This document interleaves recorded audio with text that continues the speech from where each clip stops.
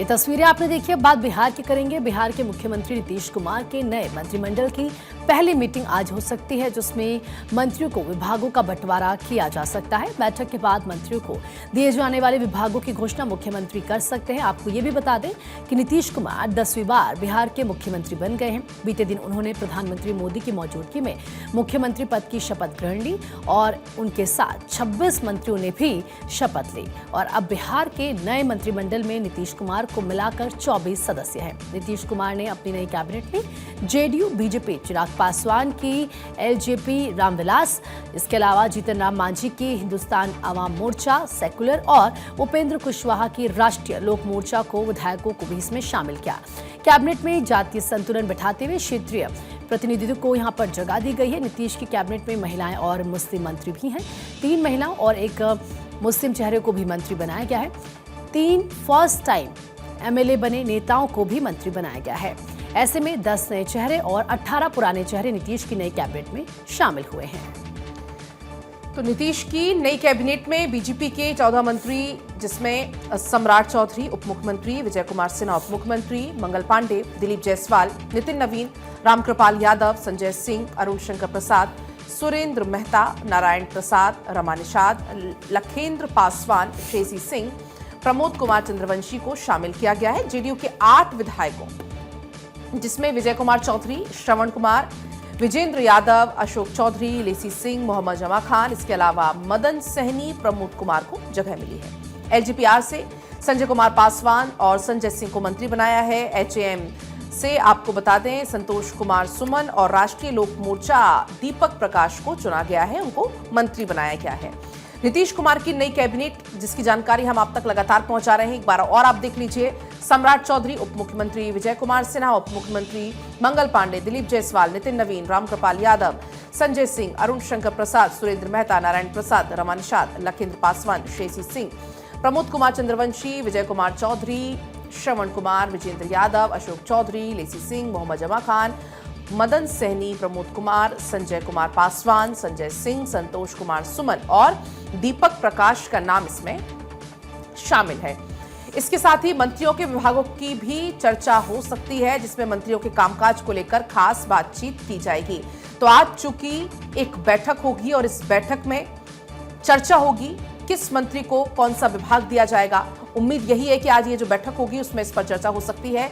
मंत्रियों के कामकाज को लेकर खास चर्चा आज की जाएगी, क्योंकि आपको बता दें कल शपथ ग्रहण समारोह संपन्न हुआ। कुछ तस्वीरें भी आपको हम दिखा रहे हैं और लिस्ट भी हमारे पास है, वो लिस्ट भी आप तक हम लगातार पहुंचा रहे हैं, जिसमें नाम है श्रेयसी सिंह का, प्रमोद कुमार चंद्रवंशी का, विजय कुमार चौधरी का, श्रवण कुमार का नाम है, विजेंद्र यादव, अशोक चौधरी, लेसी सिंह का नाम है, मोहम्मद जमा खान का भी नाम है। तो महिलाओं को, युवाओं को जगह दी गई है। 10 इसमें नए चेहरे भी हैं। मदन सहनी, प्रमोद कुमार, संजय कुमार पासवान, संजय सिंह, संतोष कुमार सुमन और दीपक प्रकाश के नाम इसमें शामिल है। तो नए मंत्रिमंडल की ये पहली मीटिंग आज होगी। आज संभव है पहली मीटिंग, और इसमें अब देखना होगा कि किन किन मुद्दों पर फोकस रहता है। जानकारी तो यही मिल रही है कि मंत्रियों के विभागों पर चर्चा हो सकती है। अब देखना होगा कि किस मंत्री के पास कौन सा विभाग जाता है, किसको किसका जिम्मा सौंपा जाता है, गृह मंत्रालय किसके पास जाता है, क्योंकि अब तक हर बार यही देखा गया है कि जब जब नीतीश कुमार मुख्यमंत्री बनते हैं तब तक वो गृह मंत्रालय अपने पास रखते हैं, गृह विभाग वो अपने पास रखते हैं। तो अब इस बार ये देखना होगा कि गृह विभाग किसके पास जाता है, इसके अलावा और किसको कौन सा पद सौंपा जाता है, किसको कौन सी जिम्मेदारी सौंपी जाती है, वो देखना होगा। तो फिलहाल ये कुछ तस्वीरें आपको हम दिखा रहे हैं, शपथ ग्रहण समारोह की तस्वीरें ये आपकी टीवी स्क्रीन पर है। अब विभागों का इंतजार है, किसको कौन सा विभाग दिया जाता है, लेकिन लगातार ये कुछ तस्वीरें हैं जिसमें आप देख पाएंगे जेडीयू के 8 विधायक हैं, जैसे कि विजय कुमार चौधरी, श्रवण कुमार, विजेंद्र यादव, अशोक चौधरी का नाम इसमें शामिल है। इसके अलावा अगर हम बात करें कुछ और की भी, तो जैसे कि 14 मंत्रियों में बीजेपी के सम्राट चौधरी उप मुख्यमंत्री और विजय कुमार सिन्हा उप मुख्यमंत्री, जिन्होंने शपथ ली। चलिए सीधे अब आपको ग्राउंड जीरो पर लिए चलते हैं। हमारे जो सहयोगी हैं वो हमारे साथ जुड़ गए हैं। सर्वेश, सर्वेश, आज उम्मीद है कि आज ये बैठक होगी, लेकिन इस बैठक में कौन कौन से मुद्दे जिस पर चर्चा की जाएगी, क्या विभागों का बंटवारा इसी बैठक से होगा आज?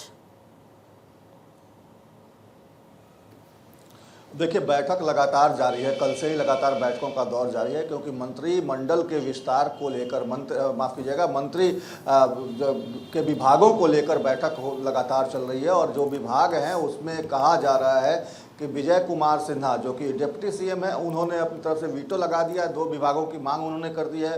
खनन और पथ निर्माण की मांग विजय कुमार सिन्हा ने कर दी है, जिसकी वजह से पेंच फंसा हुआ है। और जहां तक बात की जाए तो तमाम जो 26 मंत्रियों की जो कल शपथ ग्रहण समारोह में जिन लोगों ने पद और गोपनीयता की शपथ ली, उन तमाम लोगों के लिए विभागों का बंटवारा एक तरह से कहा जाए तो कर दिया गया था। लेकिन विजय सिन्हा ने जिस तरीके से अड़ंगा लगा दिया है, सीधे तौर पे पथ निर्माण विभाग की मांग और खनन विभाग की मांग उन्होंने कर दी है, जिसको लेकर एक पेच फंसा हुआ है। उसको सुलझाने की कोशिश की जा रही है। यही वजह है कि अभी तक मंत्रियों को उनके विभाग आवंटित नहीं किए गए हैं।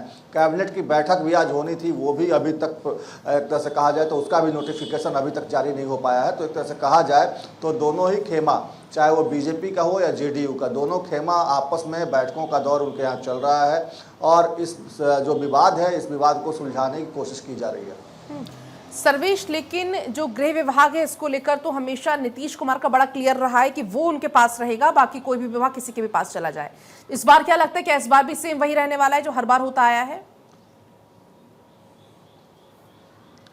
गृह विभाग नीतीश कुमार किसी अन्य को देने के पक्ष में नहीं है। और लगातार देखिए, गृह विभाग की बागडोर नीतीश कुमार ही संभालते रहे हैं। सुशासन का चेहरा उनका एक तरह से कहा जाए तो कहीं ना कहीं सामने आता है। और यही वजह है कि जिस तरीके से बिहार में जब कानून व्यवस्था बेपटरी थी 2005 में, इसी मुद्दे पर वो सत्ता में आए थे। और निश्चित तौर पर देखिए, जब से वो सत्ता में आया उसके बाद उन्होंने कानून व्यवस्था दुरुस्त करने में बहुत बड़ी कामयाबी उनको हासिल हुई। जिस तरीके से उन्होंने एक तरह से कहा कि कानून का राज स्थापित करूंगा, और उसको उन्होंने कायम भी किया। पिछले कुछ दिनों में ज़रूर बिहार में आपराधिक घटनाएं बढ़ी थी, लेकिन अब एक तरह से कहा जाए तो उस पर फिर से काबू पाने की कोशिश में लगातार नीतीश कुमार लगे हुए हैं। तमाम जो अधिकारी हैं उनको वो समय समय पर दिशा निर्देश भी देते हैं। तो गृह मंत्रालय नीतीश कुमार अपने पास ही रखेंगे, उसको छोड़ने का सवाल ही पैदा नहीं होता नीतीश कुमार की तरफ से। चलिए सर्वेश, तब कुल मिलाकर देखना ये होगा कौन सा विभाग किसको मिलता है। फिलहाल बहुत आपका शुक्रिया पूरी जानकारी के लिए।